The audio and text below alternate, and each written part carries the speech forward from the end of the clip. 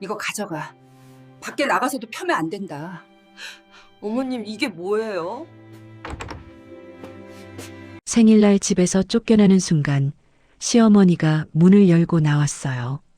손에 뭔가를 들고 있었습니다. 낡은 이불 보였어요. 이거 가져가. 밖에 나가서도 절대 펴지 마라. 시어머니는 그렇게 말하며 보자기를 쥐어줬습니다. 며느리는 보자기를 받아들었어요. 이상하게 무거웠습니다. 어머님, 이게 뭐예요? 하지만 시어머니는 대답 없이 안방으로 들어가 버렸어요. 며느리는 이해할 수 없었습니다. 밤 10시 며느리는 작은 가방 하나와 이불보만 안고 현관문을 열었어요. 거실에서는 남편과 불륜 상대가 나란히 앉아 텔레비전을 보고 있었습니다. 여자가 입꼬리를 올리며 말했어요. 신발은 두고 가세요. 제가 쓸 거거든요. 30년을 살았던 집에서 쫓겨나며 며느리가 가진 건 낡은 보자기 하나뿐이었어요. 도대체 무슨 일이 있었던 걸까요? 사연을 들으시면서 조금이나마 공감하며 즐기셨으면 좋겠습니다. 사연 시작 전에 무료로 할 수 있는 구독과 좋아요를 눌러주시면 매주 새로운 인생 사연을 놓치지 않고 들으실 수 있습니다. 새벽 5시 부엌 싱크대 위로 희미한 가로등 빛이 스며들었어요. 미정은 수돗물 소리가 너무 크게 나지 않도록 조심하면서 약통 5개를 꺼내 식탁에 늘어놓았습니다. 혈압약, 당뇨약, 관절약, 소화제, 영양제.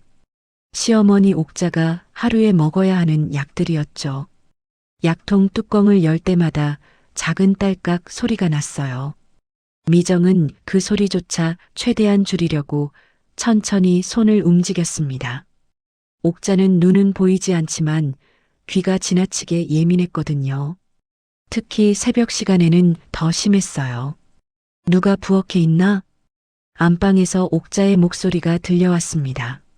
미정은 작은 한숨을 삼키고 대답했어요. 저예요, 어머님. 아침 준비하고 있어요. 물소리가 시끄러워. 조용히 좀 해. 네, 죄송해요. 미정은 수돗물을 더 약하게 틀었습니다. 30해 동안 매일 아침 반복되는 일이었어요. 옥자를 모시기 시작한 건 미정이 30살 때였습니다. 그때 옥자는 56이었고 당뇨 합병증으로 시력을 잃은 지 얼마 안 됐을 때였죠. 처음엔 동정심도 있었어요. 갑자기 앞이 안 보이게 된 시어머니가 얼마나 힘들까 싶었습니다. 그래서 미정은 최선을 다했어요. 식사 준비는 기본이고 화장실 가는 것부터 옷 입는 것까지 모두 도왔습니다. 병원 갈 때마다 동행했고 약 시간은 한 번도 놓친 적이 없었어요. 하지만 세월이 흐르면서 미정은 깨달았습니다. 자신이 아무리 잘해도 옥자에게는 당연한 일일 뿐이라는 걸요. 미정아, 내 가디건 어디 뒀어? 옷장 2번째 칸에 있어요. 어머님. 거기 없는데? 내가 만져봐도 없어. 미정은 설거지하던 손을 닦고 안방으로 들어갔습니다. 옥자가 말한 바로 그 자리에 가디건이 걸려 있었어요. 미정은 옥자의 손을 이끌어 옷감을 만지게 했습니다. 여기 있어요. 아, 그래. 내가 못 찾았네. 고맙다는 말은 없었어요. 미정은 익숙하게 고개를 끄덕이고 다시 부엌으로 돌아왔습니다. 오전 10시 미정은 옥자를 모시고 병원에 갔어요. 이번 달 정기 검진 날이었습니다. 택시에서 내릴 때도 병원 입구 계단을 오를 때도 접수 창구 앞에 설 때도 미정은 옥자의 팔을 붙잡고 조심스럽게 안내했어요. 대기실 의자에 앉자마자 옥자가 물었습니다. 지금 몇 시야? 10시 15분이에요. 사람 많아? 네, 좀 많아요. 발소리가 어수선하더라. 애들도 있지? 네, 어린아이 2명 정도 있어요. 옥자는 고개를 끄덕이며 귀를 기울였어요. 미정은 그 모습을 보면서 다시 한번 느꼈습니다. 옥자는 눈은 안 보여도 모든 걸 감지하고 있다는 걸요. 발소리, 옷깃 스치는 소리, 누군가 숨 쉬는 소리까지 다 듣고 있었습니다.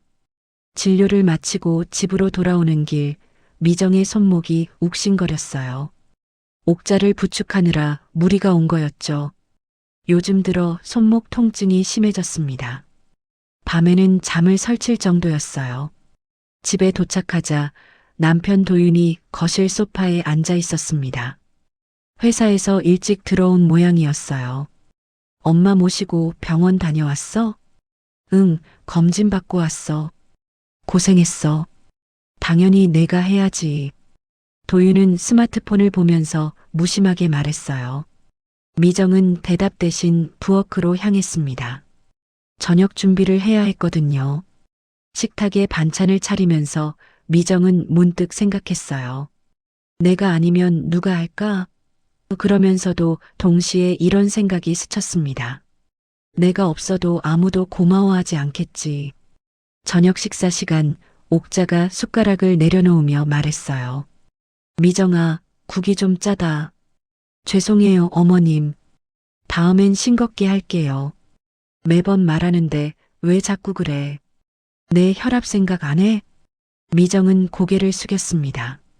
오늘따라 가슴이 답답했어요. 밤 11시 모든 일을 마치고 미정은 자기 방에 누웠습니다. 손목이 여전히 아팠어요. 천장을 바라보다가 눈을 감았습니다. 그때 안방에서 작은 소리가 들렸어요. 뭔가 바닥을 긁는 듯한 소리였습니다. 미정은 귀를 기울였어요. 옥자가 장롱 아래를 손으로 더듬는 소리였죠. 가끔씩 그러곤 했습니다. 뭘 확인하는 건지 미정은 몰랐어요.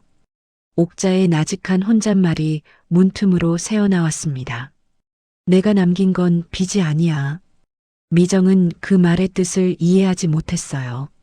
하지만 왜인지 마음 한구석이 불편했습니다.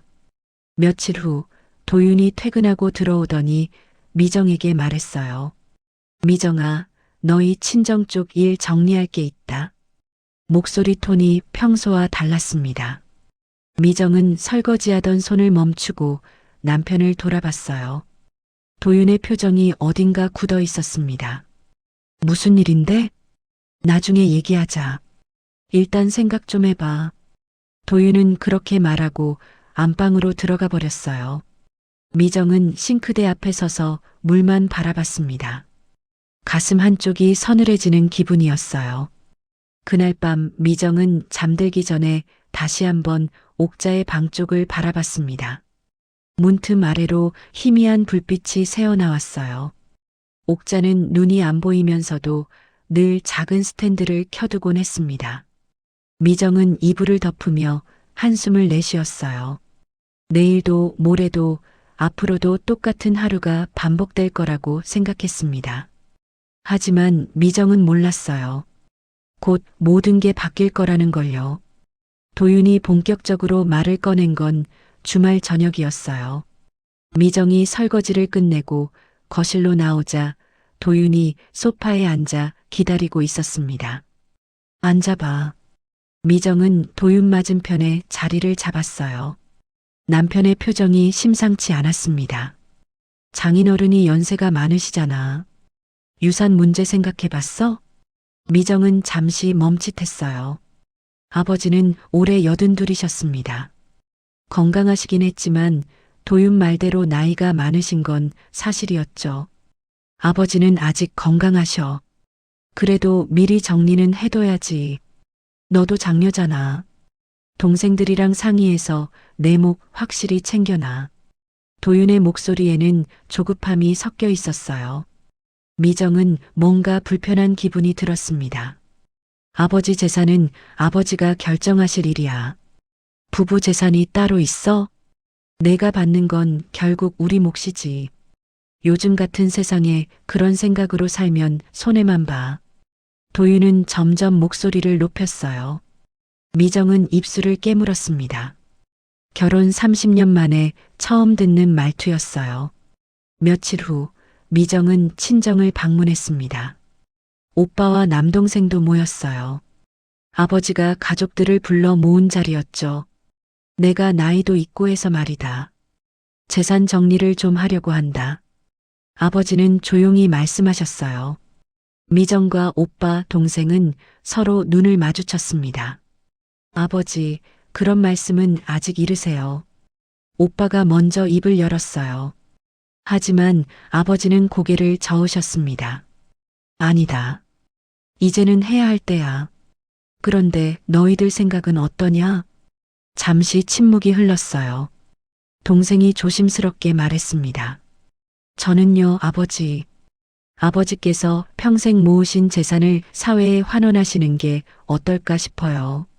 미정도 고개를 끄덕였어요. 저도 그게 좋을 것 같아요. 장학재단이나 복지단체 쪽으로요. 오빠도 동의했습니다. 세 남매는 각자 안정적인 생활을 하고 있었고 아버지의 뜻을 존중하고 싶었어요. 그럼 그렇게 하자. 너희들이 그렇게 생각해 주니 고맙구나. 아버지는 흐뭇하게 웃으셨습니다. 미정은 집으로 돌아오는 길에 복지재단 안내 책자를 챙겨왔어요. 저녁 식탁에서 미정은 도윤에게 조심스럽게 말했습니다. 여보, 아버지 재산건인데요. 응, 어떻게 됐어? 도윤이 숟가락을 든 채 물었어요. 미정은 천천히 설명했습니다. 오빠들이랑 의논했는데 사회에 기부하기로 했어요. 아버지 뜻도 그러시고. 도윤의 손이 멈췄어요. 숟가락을 식탁에 내려놓는 소리가 거실까지 울렸습니다. 뭐? 장학재단 쪽으로 생각하고 계세요. 아버지께서도 그게 미쳤어? 그 많은 돈을 남 좋은 일에 쓴다고?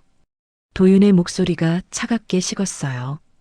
미정은 가슴이 철렁 내려앉았습니다. 여보, 이건 우리끼리만 좋자고 할 일이 아니에요. 부모님 뜻도 있고. 착한 척 좀 그만해. 남 좋은 일 할 돈이면 우리 노후나 챙겨.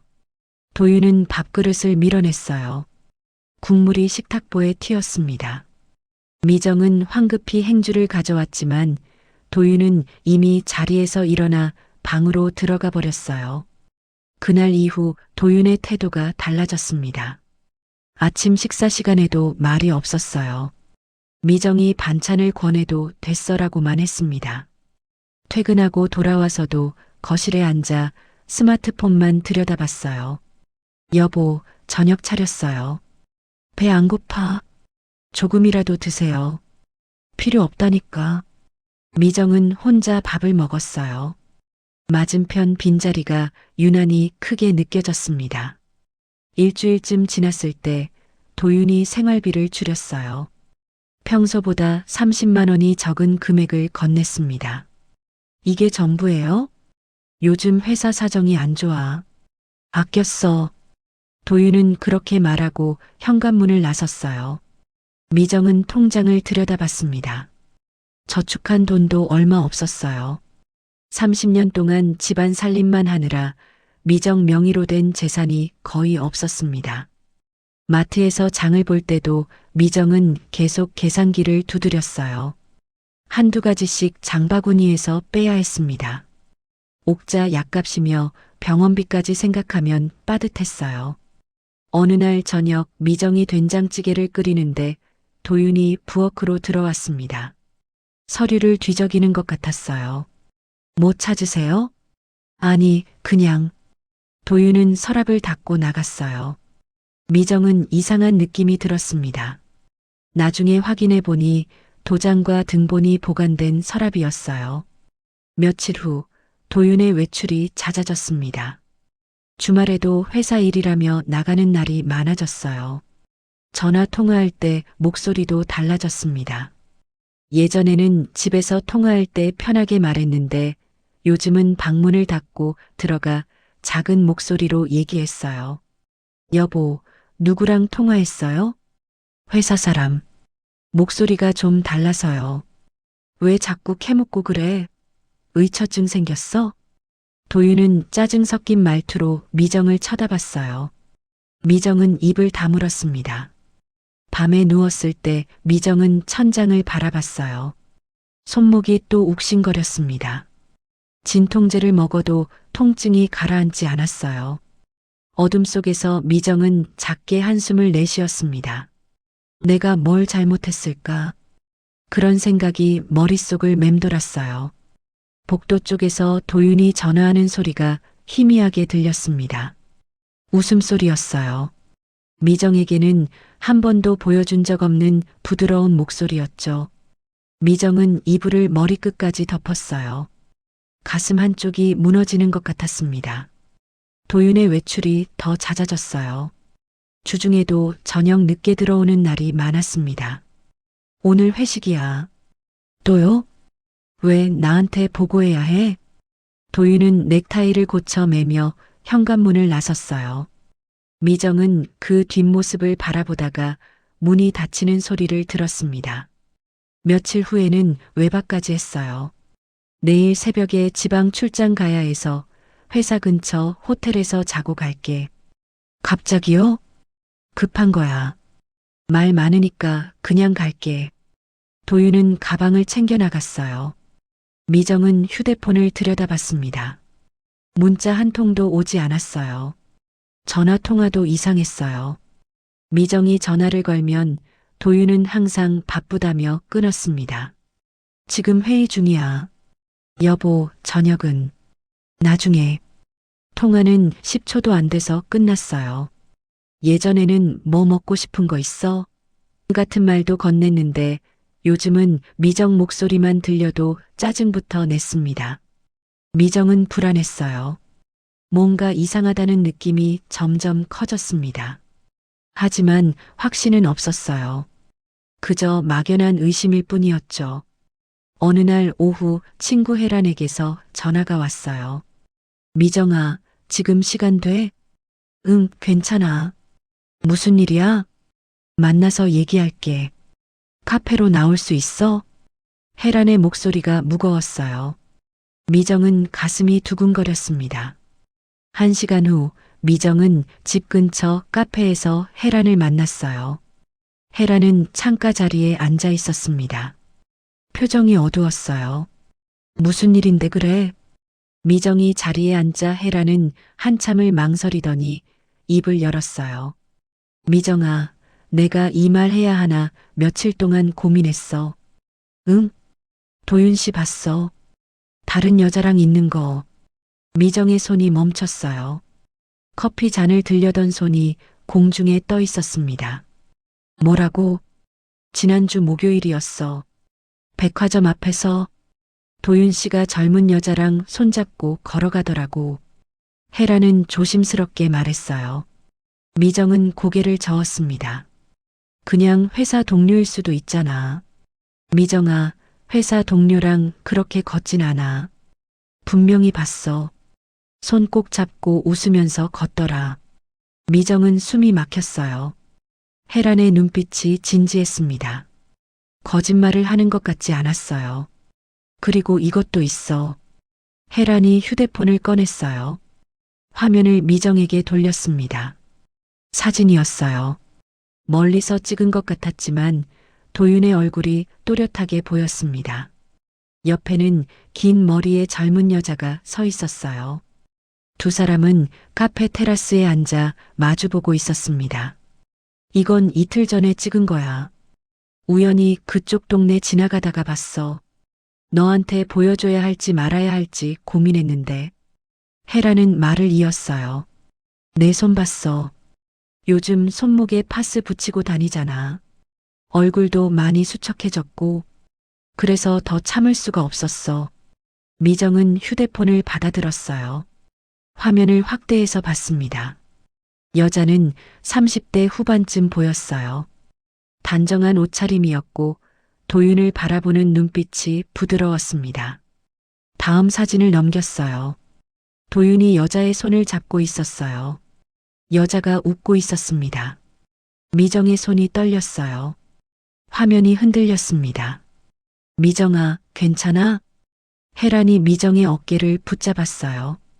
미정은 고개를 끄덕였지만 목소리가 나오지 않았습니다.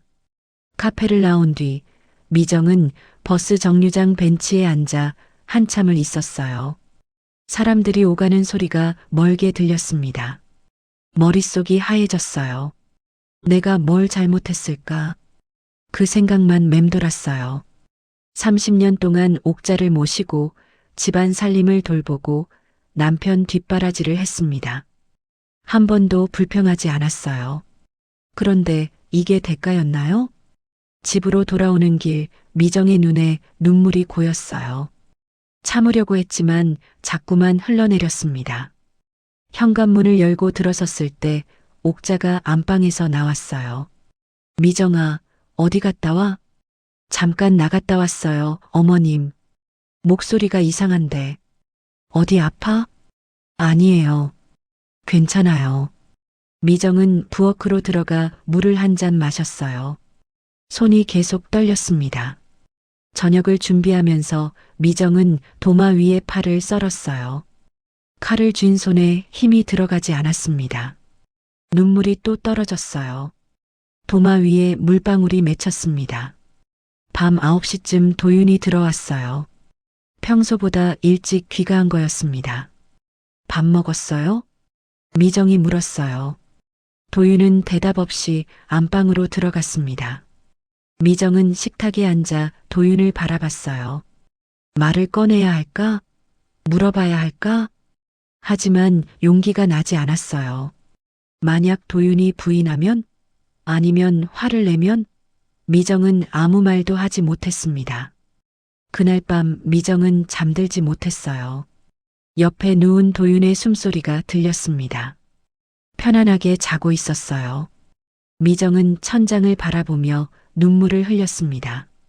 도망칠 길이 없다. 그런 생각이 들었어요. 미정에게는 돈도 없고 갈 곳도 없었습니다. 30년 동안 집에만 있었던 사람이 무엇을 할 수 있을까요? 새벽 2시 미정은 조용히 일어나 거실로 나왔어요. 캘린더를 봤습니다. 이틀 후가 미정의 생일이었어요. 예전에는 도윤이 작은 케이크라도 사오곤 했어요. 요즘은 생일조차 기억하는지 모르겠지만요. 미정은 캘린더를 넘기다가 멈췄어요. 혜란이 보여준 사진 속 여자의 얼굴이 자꾸 떠올랐습니다. 가슴 한구석이 서늘하게 식어갔어요. 미정의 생일 아침은 평소와 다르지 않았어요.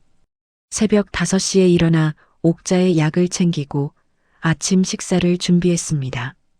남편은 먼저 출근했어요. 생일 축하 인사 한마디 없이 현관문을 닫고 나갔죠. 미정은 식탁을 치우면서 캘린더를 봤어요. 빨간 동그라미가 쳐진 날짜였습니다. 60살 생일이었어요. 옥자가 안방에서 나왔어요. 미정은 옥자의 팔을 잡아 식탁으로 안내했습니다. 오늘 무슨 날이야? 옥자가 물었어요. 미정은 잠시 망설이다가 대답했습니다. 제 생일이에요, 어머님. 아, 그래. 벌써 60이네. 옥자는 짧게 말하고 숟가락을 들었어요. 축하 인사는 없었습니다. 미정은 익숙하게 고개를 끄덕이고 자리에서 일어났어요. 오후가 되자 혜란에게서 전화가 왔어요. 생일 축하한다며 저녁에 같이 밥 먹자는 제안이었죠. 미정은 고맙다고 했지만 거절했어요. 집을 비우기가 불안했습니다. 저녁 6시쯤 남편에게서 문자가 왔어요. 오늘 일찍 들어간다. 저녁 준비해놔. 미정은 휴대폰을 보며 가슴이 조금 두근거렸어요. 혹시 생일을 기억하고 있는 걸까? 작은 케이크라도 사올까? 미정은 서둘러 저녁 준비를 시작했습니다. 남편이 좋아하는 갈비찜을 만들었어요. 반찬도 정성껏 차렸습니다. 7시 반쯤 현관문이 열렸어요. 미정은 앞치마를 벗으며 거실로 나갔습니다. 그런데 남편 혼자가 아니었어요. 낯선 여자가 함께 들어왔습니다. 미정의 발걸음이 멈췄어요. 여자는 긴 머리에 단정한 옷차림이었어요. 혜란이 보여준 사진 속 그 여자였습니다. 누구세요? 미정이 물었어요. 목소리가 떨렸습니다. 남편이 현관에서 신발을 벗으며 무심하게 말했어요. 유리 씨, 내 친구. 친구요? 응, 오늘 중요한 얘기 있어서 집으로 모셨어. 유리는 미정을 보며 가볍게 고개를 숙였어요. 얼굴에는 미소가 있었습니다. 어색한 미소가 아니라 여유로운 미소였어요. 안녕하세요. 강유리라고 해요. 미정은 대답하지 못했어요. 가슴이 쿵쿵 뛰었습니다. 남편이 거실로 들어가며 말했어요. 차 좀 내와. 미정은 부엌으로 갔어요. 손이 떨려서 찻잔을 제대로 잡지 못했습니다. 물을 따르면서 귀를 기울였어요. 거실에서 남편과 유리가 나지막이 대화하는 소리가 들렸습니다. 미정은 쟁반에 차를 올려 거실로 나갔어요. 유리가 소파에 앉아 집안을 둘러보고 있었어요. 편안한 자세였습니다. 마치 이 집에 익숙한 사람처럼요. 여기 놓을게요. 미정이 테이블에 쟁반을 내려놓았어요. 남편이 서류 봉투를 꺼냈습니다. 미정아, 앉아. 미정은 남편 맞은편에 앉았어요. 심장이 터질 것 같았습니다. 남편이 봉투에서 서류를 꺼내 미정 앞에 놓았어요. 이혼 서류였습니다. 뭐예요, 이게? 미정의 목소리가 갈라졌어요. 남편은 차분하게 말했습니다. 오늘 정리하자. 감정 섞지 말고 도장 찍어. 무슨 소리예요? 갑자기 왜 이래요? 갑자기가 아니야. 우린 이미 끝났어. 남편의 목소리에는 온기가 없었어요. 미정은 서류를 내려다봤습니다. 글자가 흐릿하게 보였어요. 눈물이 고였습니다. 유리가 차를 한 모금 마시며 말했어요. 저도 불편해서요. 빨리 정리되면 좋겠어요. 그 말에 미정은 고개를 들었어요. 유리가 자신을 바라보고 있었습니다. 눈빛에 거리낌이 없었어요. 당신이 누군데 여기서 그런 말을 해요? 어머님께 인사드리러 왔어요. 곧 며느리가 될 사람이니까요. 유리는 천천히 일어나 집안을 둘러봤어요. 거실 장식장 앞에 서서 사진들을 보더니 부엌 쪽으로 걸어갔습니다. 부엌이 생각보다 넓네요. 유리가 중얼거렸어요. 마치 자기 집을 평가하는 것 같았습니다. 미정은 숨이 막혔어요. 남편이 말했어요. 짐 챙길 건 챙겨. 오늘 안으로 나가줘. 오늘이요? 갈 곳도 없는데요? 그건 내가 알아서 해. 남편의 말투가 차가웠어요. 미정은 떨리는 손으로 서류를 집어들었습니다. 이혼 사유란에는 성격 차이라고 적혀 있었어요. 30년을 함께 산 시간이 그 네 글자로 정리되는 거였습니다. 안방에서 옥자가 나왔어요. 지팡이로 바닥을 짚으며 천천히 걸어왔습니다. 누가 왔나? 옥자가 물었어요. 남편이 대답했습니다. 엄마, 손님이에요. 곧 인사드릴게요. 옥자는 거실 쪽으로 고개를 돌렸어요. 유리의 목소리가 들렸습니다.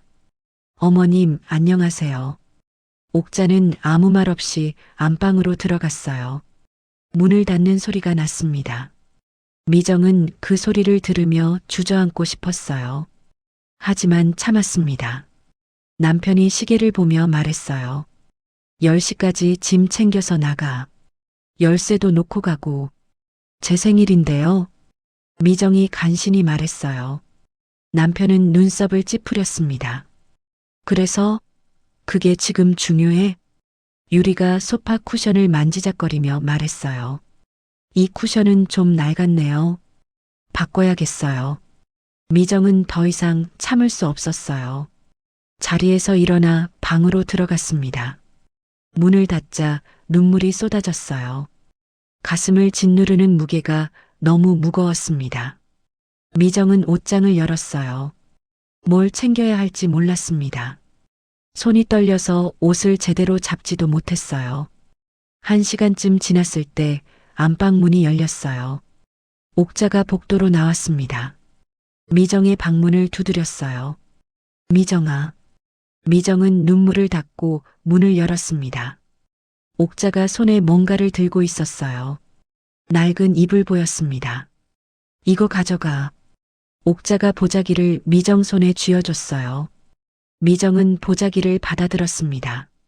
무거웠어요. 어머님, 이게 뭐예요? 그냥 가져가.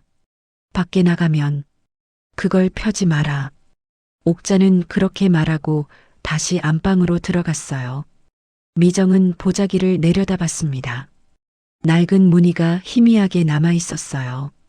왜 이걸 주는지 이해할 수 없었습니다. 밤 10시 미정은 작은 가방 하나만 들고 집을 나섰어요. 남편은 거실에 앉아 텔레비전을 보고 있었어요. 유리도 옆에 앉아 있었습니다. 미정이 현관문을 여는 순간 유리가 말했어요. 신발은 두고 가세요. 제가 쓸 거예요. 미정은 고개를 돌려 유리를 봤어요. 유리가 입꼬리를 살짝 올렸습니다. 미정은 아무 말 없이 문을 열고 나갔어요. 밤바람이 차가웠습니다. 미정은 이불보를 가슴에 꼭 안았어요. 가로등 불빛 아래 보자기에 낡은 무늬가 보였습니다. 발걸음을 옮기는데 뒤에서 문 잠그는 소리가 들렸어요. 미정은 뒤를 돌아보지 않았습니다. 앞만 보고 걸었어요. 갈 곳은 없었지만 어쨌든 걸어야 했습니다. 밤 11시 미정은 버스 정류장 벤치에 앉아 있었어요. 가방 하나와 이불보만 안고 있었습니다. 주머니에 있는 돈은 3만 원이 전부였어요. 통장도 카드도 집에 두고 나왔습니다. 남편이 비밀번호를 바꿔버린 뒤로 쓸 수 없었거든요. 찬바람이 불었어요. 미정은 이불보를 어깨에 둘렀습니다. 낡은 천이었지만 바람을 조금은 막아줬어요. 버스가 지나갔지만 미정은 타지 않았어요. 어디로 가야 할지 몰랐습니다. 1시간쯤 지났을 때 혜란에게 전화를 걸었어요. 여보세요? 혜란의 목소리가 들렸습니다. 미정은 입술을 깨물며 말했어요. 혜란아, 나야. 미정아, 무슨 일이야? 목소리가 왜 그래? 집에서 쫓겨났어. 갈 곳이 없어. 혜란은 잠시 침묵하더니 바로 대답했어요. 어디야? 지금 나갈게. 30분 후 혜란의 차가 정류장 앞에 섰어요. 미정은 차에 올랐습니다. 혜란이 미정의 손을 잡았어요. 얼음장처럼 차가웠습니다. 손이 왜 이렇게 차가워? 얼마나 오래 있었어? 혜란은 히터를 틀고 차를 출발시켰어요. 미정은 창밖을 바라봤습니다. 아무 말도 하지 못했어요. 혜란의 집은 작은 아파트였어요. 남편과 대학생 아들이 함께 살고 있었습니다. 거실 불이 꺼져 있었어요. 다들 자고 있는 것 같았습니다. 조용히 들어와. 작은 방에서 자. 혜란이 속삭이듯 말했어요. 미정은 작은 방으로 들어갔습니다. 혜란이 이불을 깔아줬어요. 오늘은 쉬어. 내일 얘기하자. 고마워. 미정은 간신히 말했어요. 혜란이 나가고 미정은 이불 위에 누웠습니다. 옥자가 준 이불보를 펼쳐 몸에 덮었어요. 무거웠지만 따뜻했습니다. 천장을 바라보며 미정은 눈을 감았어요. 눈물이 흘러내렸습니다. 다음 날 아침 미정은 일찍 일어났어요. 혜란 가족에게 폐를 끼치고 싶지 않았습니다. 거실에서 혜란 남편이 커피를 마시고 있었어요. 미정을 보더니 고개를 끄덕였습니다. 힘드시겠어요. 죄송합니다. 며칠만 신세 지겠습니다. 아니에요. 천천히 생각하세요. 혜란 남편은 출근 준비를 하고 나갔어요. 미정은 작은 방에 돌아가 앉았습니다. 이불보를 정리하다가 이상한 느낌이 들었어요. 보자기가 생각보다 무거웠습니다. 천 안쪽을 만져보니 뭔가 두툼한 게 느껴졌어요. 하지만 옥자의 말이 떠올랐습니다. 밖에 나가면 그걸 펴지 마라. 미정은 보자기를 다시 접었어요. 펴보고 싶었지만 참았습니다. 며칠이 지났어요. 미정은 혜란 집에서 눈치를 보며 지냈습니다. 설거지를 하고 청소를 하고 밥을 지었어요. 조금이라도 도움이 되려고 애썼습니다. 하지만 한계가 있었어요.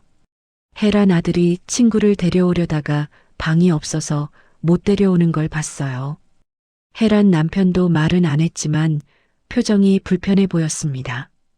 일주일쯤 지났을 때 미정은 일자리를 찾기 시작했어요. 신문을 펼쳐 구일란을 봤습니다.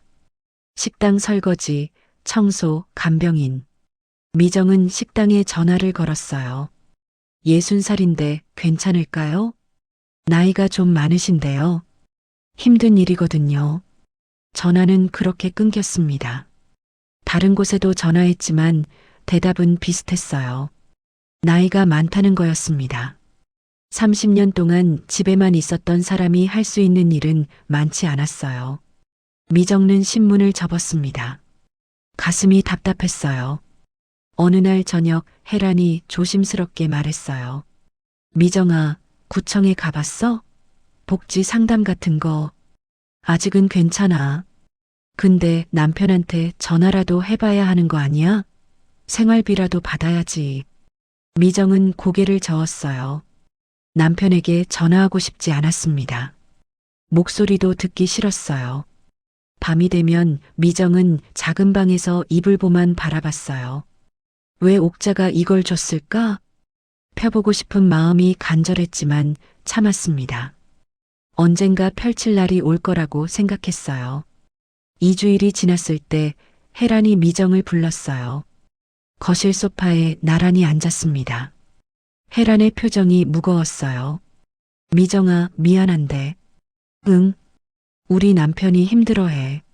집이 좁기도 하고. 미정은 고개를 끄덕였어요. 알고 있었습니다. 이해해. 이미 충분히 신세졌어. 복지관에 알아봤어. 임시 거처를 제공하는 데가 있대. 혜란이 종이를 건넸어요. 주소와 전화번호가 적혀 있었습니다. 미정은 종이를 받아들었어요. 고마워, 혜란아. 미안해, 미정아. 내가 더 해주고 싶은데. 아니야. 내가 없었으면 길바닥이었어. 다음 날 아침 미정은 가방을 챙겼어요. 혜란이 택시비를 쥐어줬습니다. 이거라도 받아. 됐어. 받아. 내가 도와줄 수 있는 게 이것밖에 없잖아. 미정은 돈을 받았어요. 눈물이 났지만 참았습니다. 잘 살아, 혜란아. 너도 꼭 연락해. 미정은 현관문을 나섰어요. 이불보를 가슴에 안고 엘리베이터를 탔습니다. 거울에 비친 자신의 모습이 낯설었어요. 초라하고 작아 보였습니다. 복지관은 집에서 1시간 거리에 있었어요. 미정은 버스를 2번 갈아타고 도착했습니다. 상담실에서 직원을 만났어요. 임시 거처는 1달까지 가능합니다. 직원이 설명했어요. 그 사이에 일자리를 구하시거나 다른 대책을 세우셔야 해요. 알겠습니다. 미정은 서류를 작성했어요. 손이 떨렸지만 또박또박 썼습니다. 임시거처는 낡은 건물 2층이었어요. 방 하나에 화장실이 딸린 작은 공간이었습니다. 창문이 하나 있었고 햇빛이 조금 들어왔어요. 미정은 가방을 내려놓고 방 안을 둘러봤습니다. 아무것도 없었어요. 이불도 책상도 옷장도 없었습니다. 미정은 이불보를 바닥에 깔았어요. 그리고 그 위에 앉았습니다. 창밖으로 저녁 하늘이 보였어요. 어둠이 내리고 있었습니다. 미정은 무릎을 끌어안았어요. 가슴이 무너지는 것 같았습니다. 30년을 함께 산 사람에게 버림받았어요. 갈 곳도 돈도 미래도 없었습니다. 미정은 조용히 울었어요. 소리 내지 않고 눈물만 흘렸습니다. 밤이 깊어졌어요. 미정은 이불보를 덮고 누웠습니다. 천이 몸을 감싸는 느낌이 이상하게 위로가 됐어요.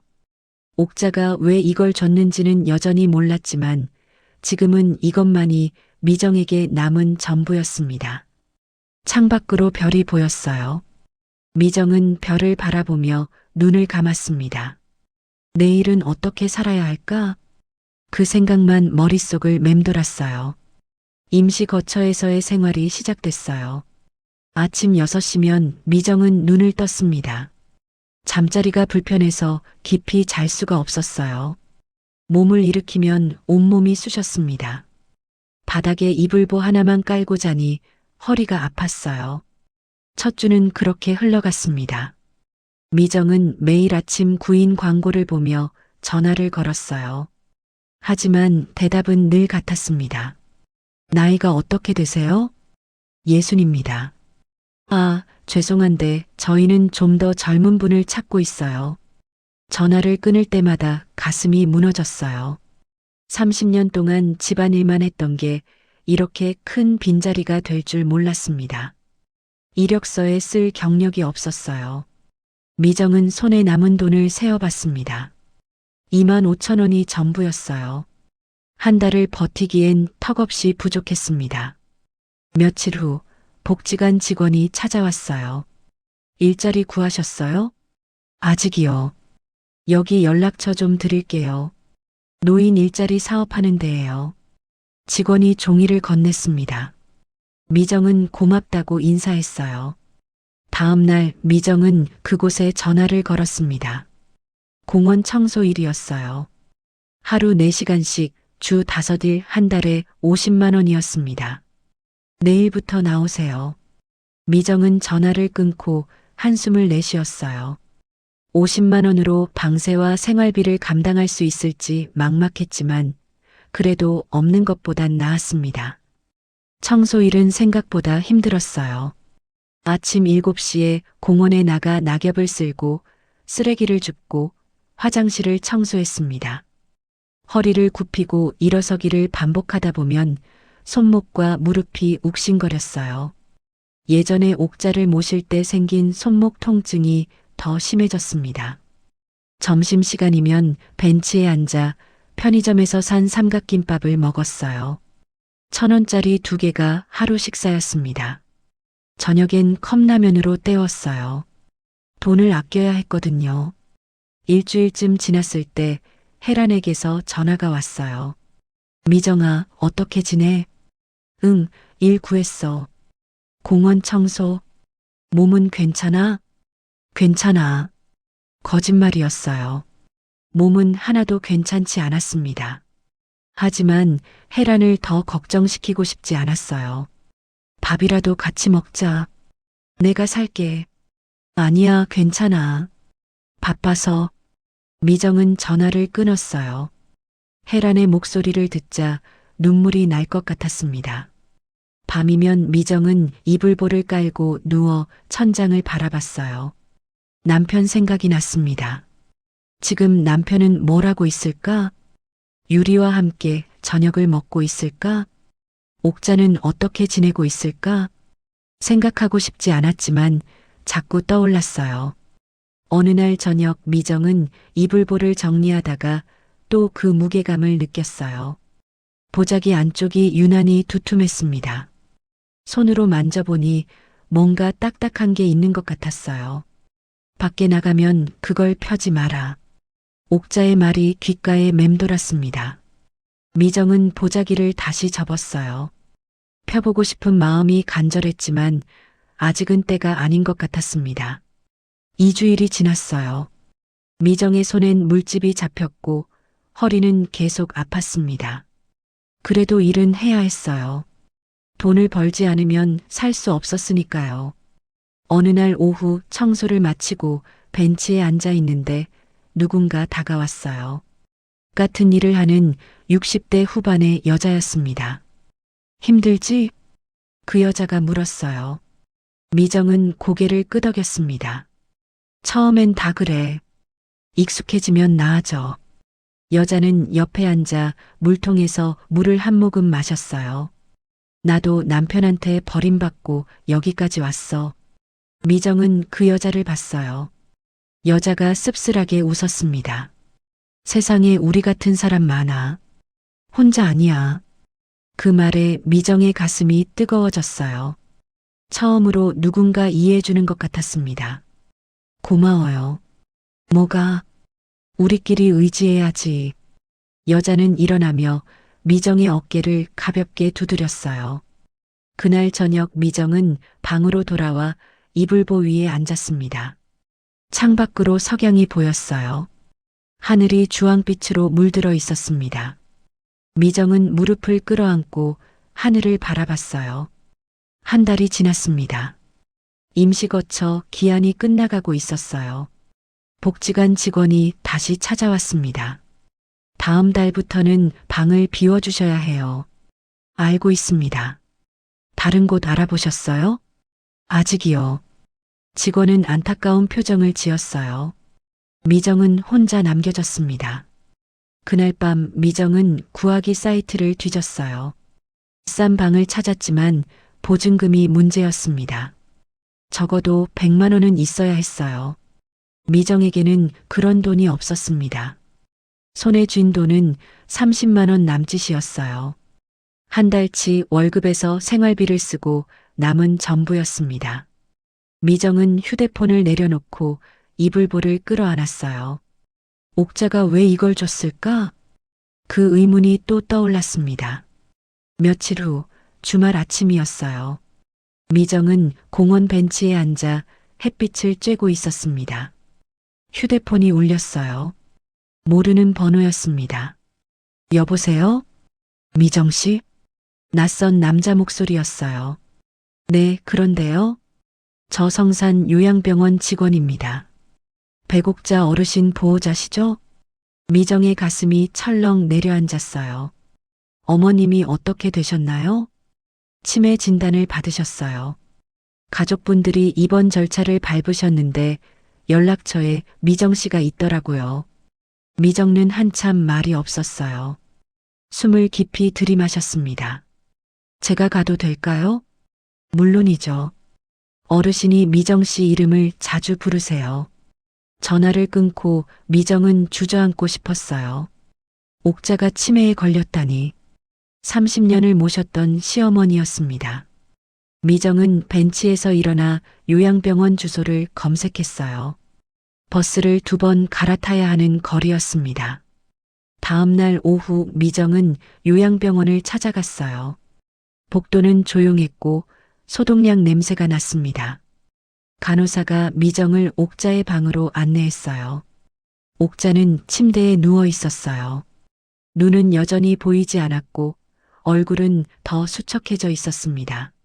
어머님, 미정이 조용히 불렀어요. 옥자가 고개를 돌렸습니다. 누구야? 저예요, 미정이요. 옥자는 미정의 목소리를 듣더니 손을 뻗었어요. 미정이 그 손을 잡았습니다. 미정아, 왔구나. 옥자의 목소리가 떨렸어요.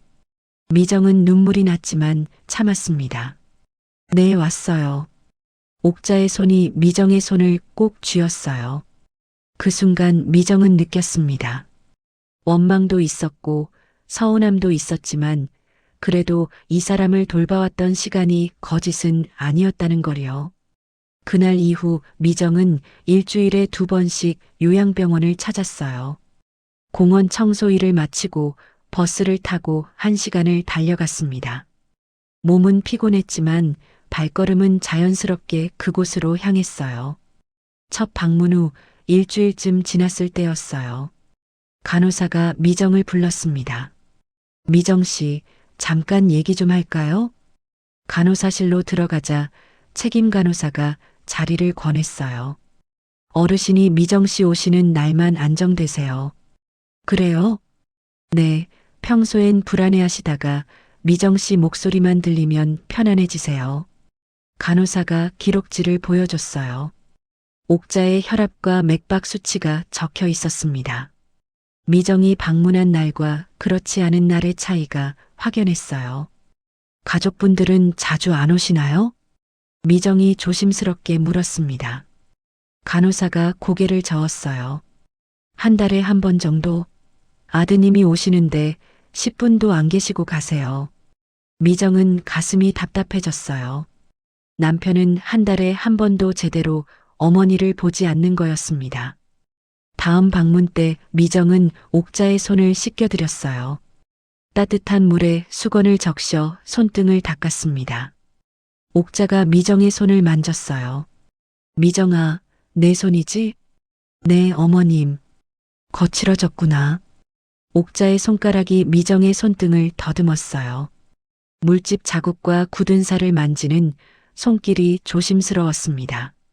일하느라 그래요. 힘들지? 미정은 대답하지 못했어요. 옥자가 이렇게 물어본 적이 없었거든요.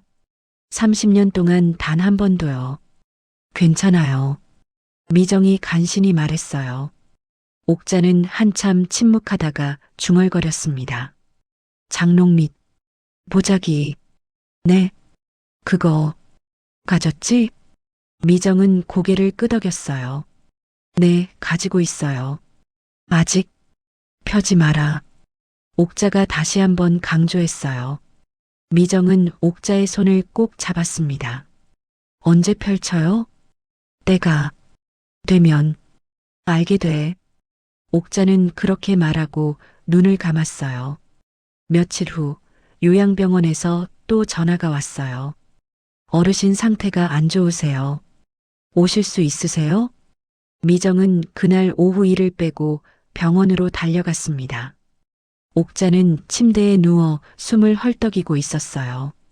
의사가 설명했습니다. 폐렴이 왔다고 했어요. 나이가 많고 면역력이 약해서 위험하다고 했습니다. 미정은 옥자 곁에 앉았어요. 옥자의 손을 잡고 하염없이 있었습니다. 저녁이 되자 남편이 왔어요. 유리도 함께였습니다. 미정을 보자 남편의 얼굴이 굳어졌어요. 왜 여기 있어? 어머님이 위독하시대요. 그건 나도 아는데 내가 왜? 남편의 목소리가 차갑게 식어 있었어요. 유리가 옆에서 입꼬리를 살짝 올렸습니다. 이미 남남인데 이렇게까지 하실 필요 있어요? 미정은 대답하지 않았어요. 옥자를 바라보며 조용히 앉아 있었습니다. 남편과 유리는 10분쯤 있다가 나갔어요. 복도에서 유리의 목소리가 들렸습니다. 여보, 빨리 가요. 저기 있으면 기분만 나빠져요. 미정은 눈을 감았어요. 가슴이 저려왔습니다. 밤이 깊어졌어요. 미정은 의자에 앉은 채 옥자 곁을 지켰습니다. 간호사가 담요를 가져다 줬어요. 집에 가서 쉬세요. 괜찮아요. 가족도 아니신데 이렇게까지 하시면 어떡해요. 간호사가 안타깝게 말했어요. 미정은 담요를 덮으며 작게 웃었습니다. 30년을 모셨어요. 가족보다 더 오래 함께 살았죠. 간호사는 아무 말 없이 고개를 끄덕이고 나갔어요. 사흘 후 옥자의 상태가 조금 나아졌어요. 미정은 그제야 안도의 한숨을 내쉬었습니다. 옥자가 눈을 떴을 때 미정이 물을 떠다 드렸어요. 어머님, 물 좀 드세요. 옥자가 물을 조금 마셨습니다. 그리고 미정의 손을 더듬어 잡았어요. 고맙다, 미정아. 그 한마디에 미정의 눈시울이 뜨거워졌어요. 30년 만에 처음 듣는 말이었습니다. 한 달이 흘렀어요. 미정은 공원 청소일과 요양병원 방문을 병행했습니다. 몸은 힘들었지만 옥자가 안정을 찾는 게 보여서 견딜 수 있었어요.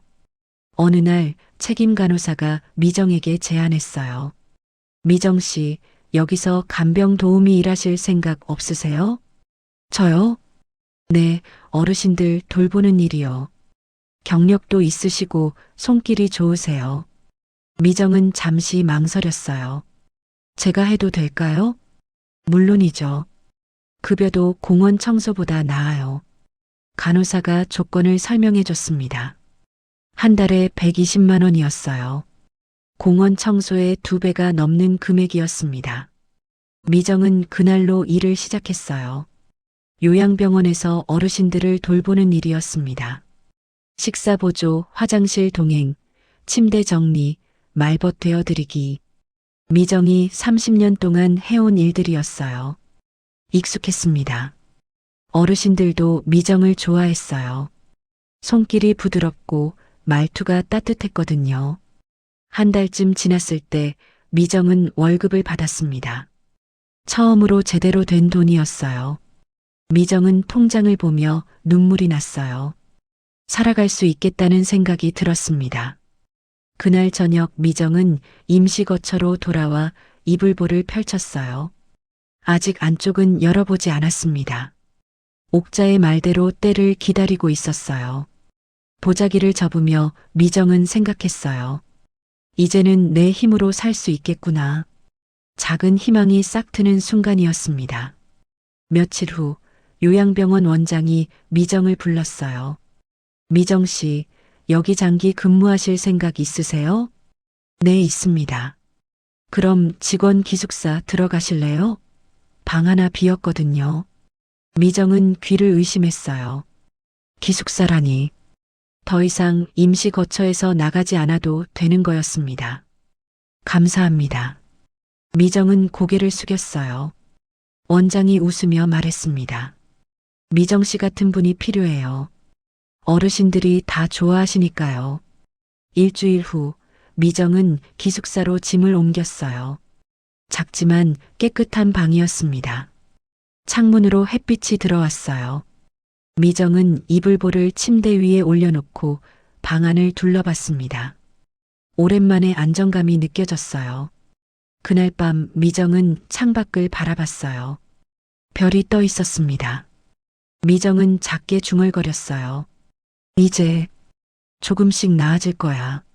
3개월이 흘렀어요. 미정은 요양병원에서 안정적으로 일했고 옥자는 조금씩 건강을 되찾는 것 같았습니다. 하지만 그건 착각이었어요. 어느 날 새벽 미정의 휴대폰이 울렸습니다. 요양병원에서 걸려온 전화였어요. 어르신 상태가 급격히 나빠지셨어요. 빨리 오세요.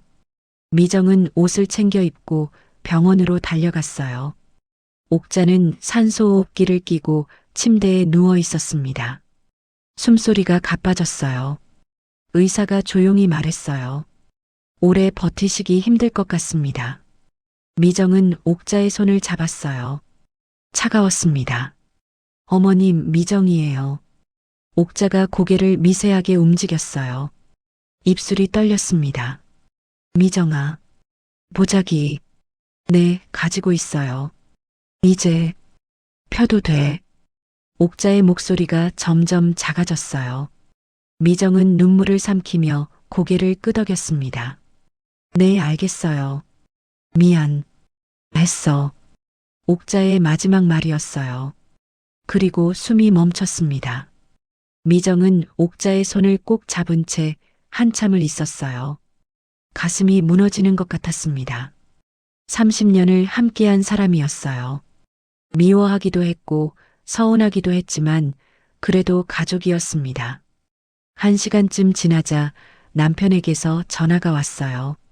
병원에서 연락을 한 모양이었습니다. 엄마가 돌아가셨대? 네. 알았어. 전화는 그렇게 끊겼어요. 미정은 휴대폰을 내려놓고 옥자를 바라봤습니다. 장례 절차가 시작됐어요. 요양병원에서 장례식장으로 옥자를 옮겼습니다. 미정은 조용히 뒤따라갔어요. 장례식장에 도착하자 남편과 유리가 먼저 와 있었어요. 유리는 검은색 정장을 입고 있었습니다. 상주 옆자리에 앉아 있었어요. 미정을 보자 유리가 입꼬리를 살짝 올렸습니다. 오셨네요. 미정은 대답하지 않았어요. 빈소 앞으로 가서 국화 한 송이를 올렸습니다. 손끝이 떨렸어요. 남편이 미정에게 다가왔어요. 왜 왔어? 이미 남남이잖아. 마지막 인사드리러 왔어요. 괜히 일 키우지 마. 조용히 좀 해줘. 남편의 목소리가 낮게 깔렸어요. 미정는 남편을 보지 않고 빈소 뒤편으로 갔습니다. 조문객들이 하나둘 들어오기 시작했어요. 유리가 앞에 나서서 조문객을 맞았습니다. 감사합니다. 고인께서 편히 가셨어요. 조문객들 앞에서 며느리인 척 연기하고 있었어요. 한 조문객이 유리에게 물었습니다. 고생 많으셨겠어요. 아니에요. 당연한 일이죠. 유리가 겸손하게 고개를 숙였어요. 하지만 시선은 조문객들의 부의금 봉투를 향하고 있었습니다. 미정은 구석에 앉아 그 모습을 봤어요. 가슴이 답답했습니다. 오후가 되자 조문객이 더 많아졌어요. 그중 몇몇은 미정을 알아봤습니다. 미정 씨 아니에요? 오래간만이네요. 옥자와 가까웠던 동네 사람들이었어요. 그동안 어디 계셨어요? 어머님 돌아가시는데 왜 안 계셨대요? 미정은 말하지 못했어요. 쫓겨났다고 말할 수가 없었습니다. 뒤에서 조문객들이 수군거리는 소리가 들렸어요. 저분이 진짜 며느리래요. 30년을 모셨대요. 그럼 앞에 있는 저 사람은 누구예요? 새 부인이래요. 원래 부인을 쫓아내고 들어왔대요. 소리가 점점 커졌어요. 유리의 얼굴이 굳어졌습니다. 남편이 황급히 사람들을 정리하려 했어요. 오해가 있는 것 같은데요. 하지만 조문객들의 시선은 차갑게 식어 있었어요. 장례 이틀째 오후 변호사가 장례식장으로 왔어요. 남편이 부른 거였습니다. 빈소 옆 작은 방에 사람들이 모였어요. 남편과 유리 그리고 미정도 불려갔습니다. 변호사가 서류 가방을 열었어요. 공증된 유언장을 꺼내 테이블 위에 놓았습니다. 고인께서 3개월 전에 작성하신 유언장입니다. 변호사가 차분하게 말했어요. 남편이 팔짱을 끼고 앉아 있었습니다. 유리는 입꼬리를 살짝 올리며 미정을 쳐다봤어요. 자신들이 유리할 거라고 생각하는 표정이었습니다. 변호사가 유언장을 펼쳤어요.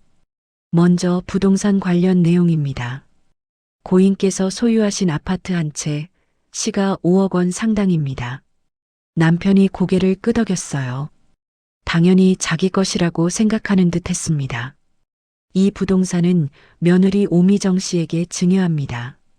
변호사의 말에 방안이 얼어붙었어요. 남편의 얼굴이 굳어졌습니다. 뭐라고요? 며느리 오미정 씨에게 증여한다고 명시되어 있습니다.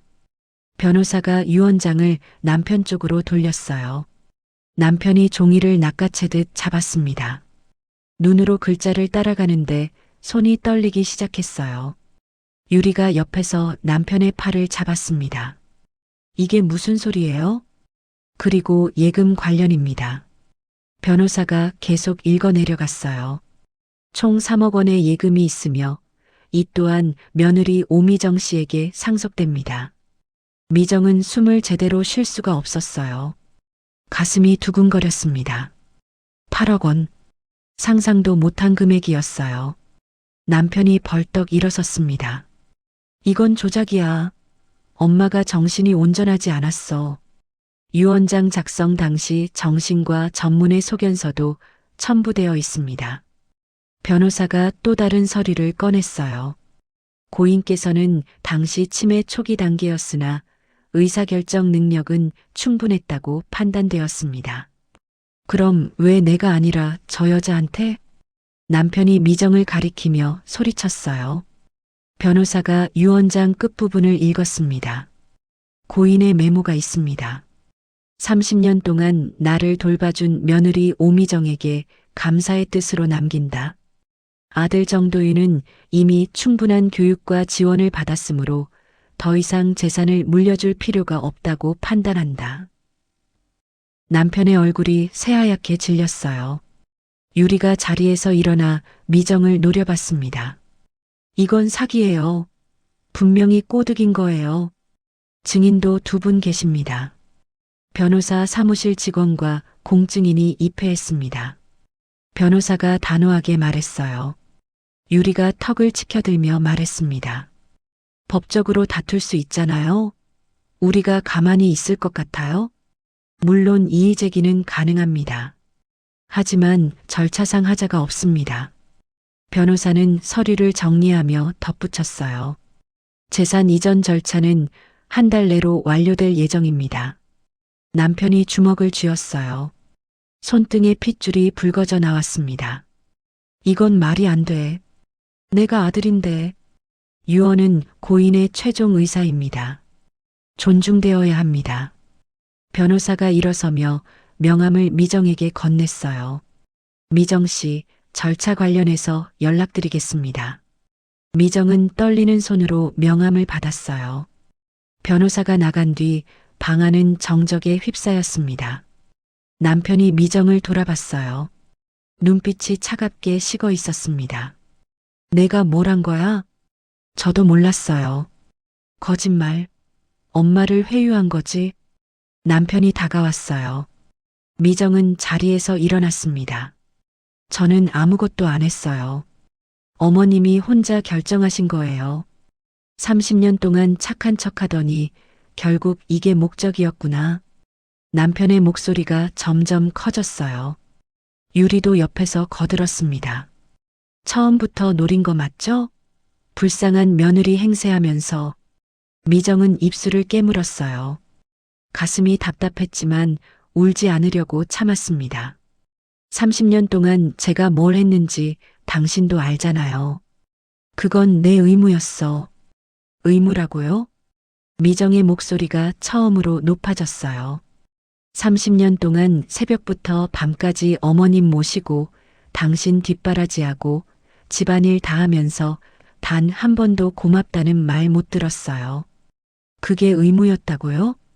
남편이 할 말을 잃었어요. 미정은 가방을 들고 문을 향해 걸어갔습니다. 소송하고 싶으면 하세요.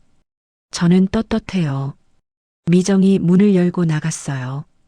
복도에 나오자 다리에 힘이 풀렸습니다. 벽에 기대어 숨을 고르며 눈을 감았어요. 옥자가 왜 이런 선택을 했는지 이제 조금 알 것 같았습니다. 그날 저녁 미정은 기숙사 방으로 돌아왔어요. 침대 위에 놓인 이불보가 보였습니다. 옥자가 마지막으로 한 말이 떠올랐어요. 이제 펴도 돼. 미정은 이불보를 펼쳤어요. 천을 조심스럽게 벗기자 안쪽에서 뭔가 나왔습니다. 낡은 봉투였어요. 미정이 봉투를 열었습니다. 안에는 편지가 들어 있었어요. 옥자의 필적이었습니다. 미정은 편지를 펼쳐 읽기 시작했어요. 미정아, 30년 동안 고생시켜서 미안하다. 나는 눈이 안 보여서 내 표정을 본 적이 없지만 내 한숨 소리는 다 들었다. 손 씻기는 소리, 약 정리하는 소리, 밤늦게 부엌에서 울던 소리도 다 들었다. 미안했다. 고맙다는 말 한마디 못했다. 아들은 내가 있으니 괜찮을 줄 알았는데 내가 틀렸구나. 이 재산은 내가 받아야 한다. 내 것이다. 이제는 내 인생을 살아라. 미정의 눈에서 눈물이 흘러내렸어요. 편지를 가슴에 안고 한참을 울었습니다. 옥자가 다 알고 있었던 거예요. 모든 걸 알면서도 말하지 못했던 거였습니다. 미정은 창밖을 바라봤어요. 밤하늘에 별이 떠 있었습니다. 어머님, 감사합니다. 미정이 작게 중얼거렸어요. 이제 남은 건 남편과의 싸움이었습니다. 하지만 미정은 두렵지 않았어요. 옥자가 준 마지막 선물을 지킬 자신이 있었습니다. 장례를 마친 일주일 후 남편의 변호사에게서 연락이 왔어요. 유언 무효 소송을 제기했다는 내용이었습니다. 미정은 옥자의 변호사와 상담했어요. 걱정하지 마세요. 절차상 문제 없습니다. 변호사가 자신 있게 말했어요. 미정은 고개를 끄덕였지만 마음 한편이 무거웠습니다. 법정 싸움이 시작됐어요. 첫 재판날 미정은 법원에 도착했습니다. 복도에서 남편과 유리를 마주쳤어요. 유리가 턱을 치켜들며 미정을 쳐다봤습니다. 오늘 끝장 볼 거예요. 미정은 대답하지 않고 법정으로 들어갔어요. 재판이 시작됐습니다. 남편 측 변호사가 주장했어요. 옥자가 치매 환자였으므로 유언장 작성 당시 판단 능력이 없었다는 거였습니다. 피고인 오미정 씨가 고인을 회유하고 조종했을 가능성이 큽니다. 변호사가 목소리를 높였어요. 미정의 변호사가 반박했습니다. 정신과 의사소견서를 제출하며 옥자가 유언 작성 당시 정상적인 의사결정 능력을 가지고 있었다고 증명했어요. 고인께서는 치매 초기였으나 중요한 결정을 내릴 수 있는 상태였습니다. 재판은 2달 동안 이어졌어요. 그 사이 남편 측은 미정이 옥자를 학대했다는 주장까지 꺼내들었습니다. 요양병원 간호사들이 증인으로 나왔어요. 미정 씨는 어르신을 정성껏 돌봤습니다. 학대는 절대 없었어요. 간호사들이 한 목소리로 증언했어요. 오히려 남편이 한 달에 한 번도 제대로 방문하지 않았다는 사실이 드러났습니다. 재판장이 남편을 향해 물었어요. 원고 측은 어머님을 얼마나 자주 방문하셨습니까? 남편이 입을 열지 못했어요. 유리가 옆에서 남편의 팔을 잡았지만 소용없었습니다. 3번째 재판에서 결정적인 증거가 나왔어요. 미정의 변호사가 옥자의 일기장을 제출했습니다. 요양병원에서 찾은 거였어요. 재판장이 일기를 읽었습니다. 30년 동안 며느리 미정이 나를 돌봐줬다. 아들은 바빴다. 며느리만 남았다. 이제 내가 미정에게 보답할 차례다. 법정이 조용해졌어요. 남편의 얼굴이 창백하게 질렸습니다. 재판장이 판결문을 읽기 시작했어요. 원고의 주장은 근거가 부족하며 유언장은 법적으로 유효합니다. 원고 패소. 판결이 떨어진 순간 미정은 깊게 숨을 내쉬었어요. 어깨에서 무거운 짐이 내려가는 것 같았습니다. 법정을 나오는데 남편이 미정을 불렀어요. 미정아. 미정은 멈춰섰습니다. 남편이 다가왔어요. 표정이 무너져 있었습니다. 이렇게까지 해야 했어? 당신이 먼저 시작한 일이에요. 미정이 조용히 말했어요. 남편은 할 말을 잃었습니다. 유리가 뒤에서 남편을 불렀어요. 여보, 가요. 하지만 남편은 움직이지 않았습니다. 유리 씨, 난 이제 당신한테 줄 게 없어. 뭐라고요? 집도 없고 돈도 없어. 당신 원하는 거 하나도 없어. 남편의 목소리가 쓸쓸하게 흘러나왔어요. 유리의 얼굴이 굳어졌습니다. 지금 무슨 소리예요? 그동안 고마웠어. 이제 가봐. 남편이 돌아섰어요. 유리가 남편의 팔을 잡았습니다. 당신이 다 해결한다며? 약속했잖아. 미안해. 남편이 유리의 손을 뿌리쳤어요. 유리는 입꼬리를 비틀며 비웃었습니다. 결국 이 꼴이네요. 처음부터 쓸모없는 사람이었어. 유리가 하이힐 소리를 내며 법원을 나갔어요. 뒤도 돌아보지 않았습니다. 남편은 그 자리에 서서 유리가 사라지는 걸 봤어요. 어깨가 축 처졌습니다. 미정은 남편을 보며 복잡한 감정이 들었어요.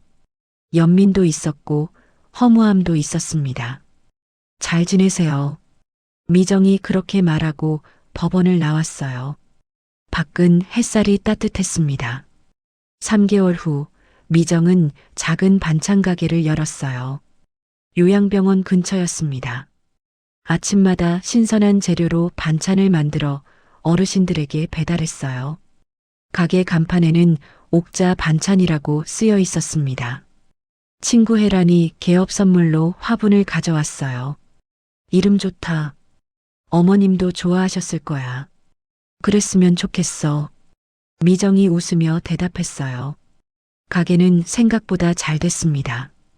요양병원 어르신들뿐 아니라 동네 사람들도 찾아왔어요. 미정의 손맛이 좋다는 소문이 났습니다. 어느 날 오후 가게 문이 열렸어요. 남편이었습니다. 미정은 놀라서 손을 멈췄어요. 남편은 많이 초췌해져 있었습니다. 무슨 일이세요? 그냥 인사하러. 남편이 주변을 둘러봤어요. 가게 잘 되는 것 같네. 덕분에요. 남편은 한참 서 있다가 말했어요. 미안해. 내가 잘못했어. 미정은 숨을 들이쉬었습니다. 이제 와서 사과하신다고 달라지는 건 없어요. 알아. 그래도 말하고 싶었어. 남편이 문을 향해 걸어갔어요. 잘 살아. 남편이 문을 열고 나갔습니다.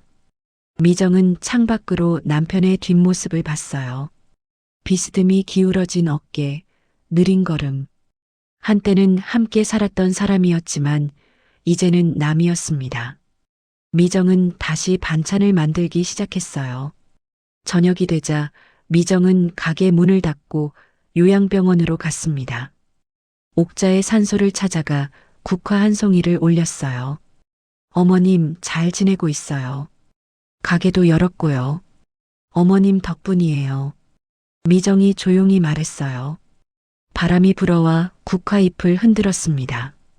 집으로 돌아오는 길 미정은 이불보를 생각했어요. 이제는 침대에 깔려있는 그 보자기. 옥자가 30년 동안 간직했던 마음이 담긴 물건이었습니다. 미정은 하늘을 올려다봤어요. 별이 떠오르기 시작했습니다. 30년을 버텼고 바닥을 겪었고 다시 일어섰어요. 이제 미정에게는 자기 삶이 있었습니다. 누구의 며느리도 누구의 아내도 아닌 오미정이라는 한 사람으로서의 삶이요. 미정은 작게 웃었어요. 이제 시작이군요. 발걸음이 가벼웠습니다. 앞으로 나아갈 길이 보였어요. 오늘의 사연이 마음을 살짝 두드렸다면 그건 어쩌면 우리 모두의 이야기이기 때문이겠죠? 소중한 시간을 함께하며 공감해주셔서 진심으로 감사합니다. 좋아요와 구독은 다음 이야기를 피워내는 힘이 됩니다. 여러분의 생각을 댓글로 편하게 나눠주시고 이 이야기를 많은 분들이 알 수 있게 공유해 주신다면 여러분의 일상에도 기분 좋은 행복이 찾아올 거예요. 그럼 꽃부인네는 다음에도 당신의 마음을 꼭 안아드릴 수 있는 새로운 사연으로 찾아뵙겠습니다. 건강하시고 늘 행복하세요.